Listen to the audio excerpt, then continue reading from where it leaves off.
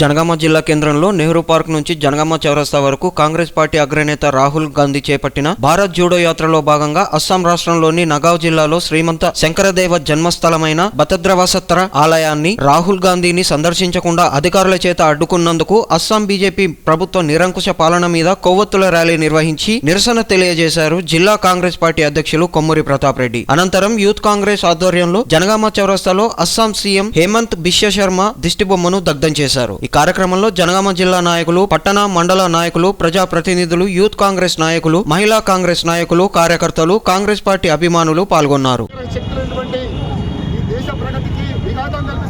Bharatiya Janata party చేస్తున్నటువంటి ప్రజా వ్యతిరేక విధానాన్ని ఎండగడుతూ ఈ దేశంలో ఉన్నటువంటి మేధావులను, కార్మిక కర్షక మేధావి వర్గాన్ని అందరినీ కూడా ఒక వేదిక మీద తీసుకొస్తూ భారతదేశాన్ని రక్షించాలనే ఒక దృఢ సంకల్పంతో మరి న్యాయయాత్ర చేస్తున్నటువంటి రాహుల్ గాంధీ మీద అస్సాం ముఖ్యమంత్రి హేమంత్ బిశ్వ శర్మ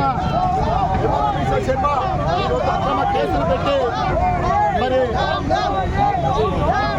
మోడీ దిష్టిబొమ్మ ఈరోజు దగ్ధం చేయడం జరుగుతూ ఉంది.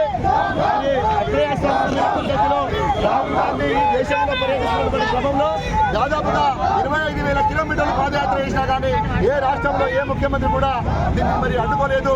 ఈ రోజు అస్సాంలో మాత్రమే మరి హేమంత్ బిశ్వ శర్మ ఎందుకు అడ్డుకుంటున్నాడు? ఈ దేశ ప్రజలకు సమాధానం చెప్పాల్సిన అవసరం ఉన్నది. బిడ్డ మరి అనుకుంటున్నాము కానీ రాహుల్ గాంధీ అనేది ఒక వ్యక్తిగత శక్తి, దేశం కోసం ప్రాణాలు అర్పించినటువంటి కుటుంబం అది. మరి ఆ కుటుంబంని అవహేళన చేసి అరెస్ట్ చేస్తా అంటే దేశము అగ్ని గుణమవుతుంది.